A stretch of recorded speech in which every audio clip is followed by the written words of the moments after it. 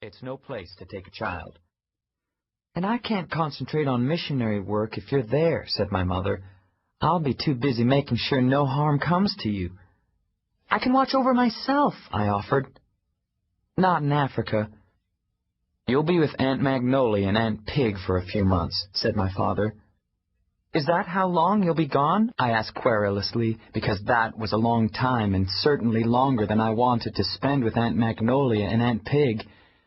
It depends, said my mother, getting a dreamy look in her eye.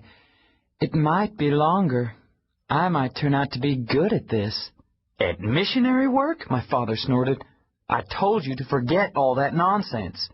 Well, how am I supposed to finish out my school year? I asked.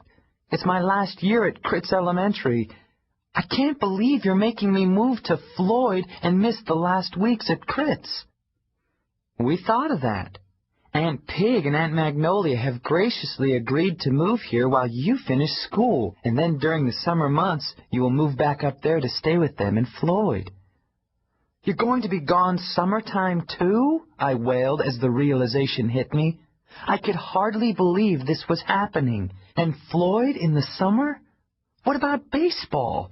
I played baseball all summer long in the field by our house. It was the best part of any summer. We might be, said my mother. You never can tell. You can tell, said my father. I told the Fillmore Brush Company I would be back by July. He looked at me meaningly. I knew he thought this whole thing was a great indulgence, and was hoping it would settle my mother down for the next 10 or 15 years. Later, in a man-to-man talk, he told me that women could become terribly flighty in middle age. It was best to hook them when they were young and leave them before it started happening. But the thing was, he said, by that time, if you loved them, well, you were stuck. I think it's important we have these talks now, he said, patting my shoulder, just in case. In case of what? I asked. In case one of those things that happen to people in Africa happens to us. One of those bad things, those disease things, or light aircraft things, or bad drinking water things, or large animal things. There's no point pretending that people aren't worried about these things, and the reason they worry is that they're really, really dangerous. But I believe you should be clear about the danger before we go. Although, realistically speaking, we'll probably come back just fine with a lot of swell photos. Well, I hope so, I said. We all hope so, said my father. Except perhaps your mother, who I think is looking forward to the dangerous part the most. Isn't there anyone who could stay with me besides Aunt Magnolia and Aunt Pigg? I asked. What's wrong with Magnolia and Pigg? Asked my father in surprise, and really, it was kind of hard to put your finger on. Aunt Magnolia and Aunt Pigg came into town for holiday meals and only stayed a couple of hours. A lot of the time was spent outside our house because they both smoked, and Mom wouldn't let them smoke in the house. And they didn't talk to me. I don't think they liked children. Maybe they just didn't like boys. They were extremely adults with no play in them. I was always excused immediately after family meals to go watch television. I think they somehow made my mother feel ashamed of me, as if my table manners weren't quite right, or I wasn't quite smart enough, or my conversation, which was non-existent when they were around, wasn't quite up to par. I just wish someone was staying with me who liked me a little more, I said. Good opportunity for them to get to know you, said my father, patting my shoulder again absently, as if he had already moved on in his head. Heart-to-heart completed, and now he was worrying about the packing or something. And for you to get to know them, he added suddenly, a bonus thought. So my mother went ahead with her plans for Africa, although it turned out that she couldn't become a Mormon missionary on such short notice. The church said they were sorry about that, but hoped she would still think about becoming Mormon while in Africa, should she end up going anyway. One of my mother's contacts at the Mustard Seed, the homeless shelter where she volunteered, offered to write to someone he knew who was helping to build a school in Africa. He thought they would welcome a couple more pairs of hands. I think my mom was hoping for free accommodations and food. She needed to feel the trip had a purpose that was nobler than making my father do what she wanted to do for a change. At least that's how it seemed to me. Maybe I was being unfair, but she did let my father know that she planned to tell everyone she was a Mormon missionary anyway.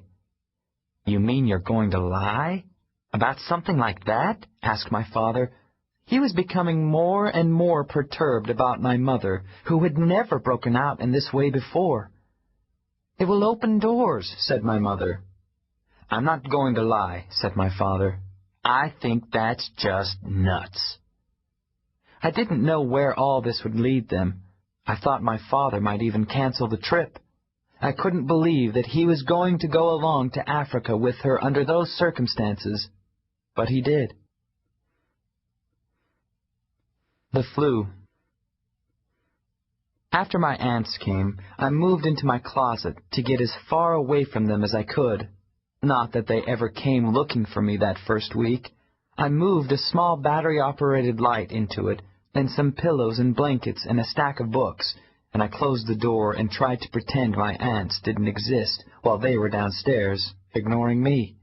I didn't even know that they knew that's where I was until the second week. "Henry, come out of the closet," yelled Aunt Pigg from the bottom of the stairs. Aunt Pigg could not bear sleeping upstairs in the spare room or my parents' bedroom. It was too close to the sound of my breathing. She never said this exactly, but it was what I was able to surmise. So she slept in the basement on our rec room sofa. I learned a lot about Aunt Pigg's and Aunt Magnolia's pecking order that first week. Aunt Magnolia got first pick of everything. First pick of the TV shows, first pick of what they made for dinner, first pick of the best place to sleep. If you discounted the upstairs rooms, then the best place to sleep was on the living room couch, because the living room was air-conditioned, unlike the rec room where Aunt Pigg ended up. The whole of the South was having an especially hot spring. Temperatures rose early and high. Our basement should have been air-conditioned, but the air-conditioning system my father had explained to me had been a lemon. "Son," he said, "many of the things you are going to buy in your life are going to be lemons. There is nothing you can do about this. Do not blame yourself. Do not blame your spouse. Try not to blame each other." "Can you blame the company you bought it from?" I asked. "Not always," he said. My father was a fair man. Except for the air conditioning, which was of prime importance, the rec room was more desirable. It had its own bathroom. There was a television down there, and a pool table if Aunt Pigg cared for a little midnight game of pool. It was certainly more private than Aunt Magnolia's living room couch, where anyone who came to the door could see how she slept, the covers all messed up everywhere, the empty cracker boxes lying about, or the spilled Coke. Not that there were these things initially. Aunt Magnolia was very neat until she got the flu. That's why Aunt Pigg was calling me downstairs. I really did not see what I could do about it, although I was sympathetic. I could hear Aunt Magnolia throwing up in the bathroom. "She's terribly, terribly sick, and I'm worried," said Aunt Pigg, pacing around and wringing her hands. "Magnolia thinks it's the result of quitting smoking, but surely not. I quit smoking before we came to. We thought it was a good opportunity, since your mother won't let us smoke in the house. But I'm not throwing up. I think it's time we called your parents' doctor. Do you know his name?" I tried to give her the name of my own doctor, but she said that Aunt Magnolia couldn't be seen by a pediatrician. Even I must know that. She must have been very worried about Aunt Magnolia because, although distant and not familiarly welcoming, my aunts were never intentionally unpleasant. Later I found out I simply hadn't known them well enough to know just how unpleasant they could be. "I get the flu all the time," I said to Aunt Pigg. In elementary school, people throw up a lot. My mother said that she went many grown-up years never throwing up, but as soon as I started going to elementary school and bringing home germs, everyone in the family began throwing up. When you're around elementary school children, you get used to it.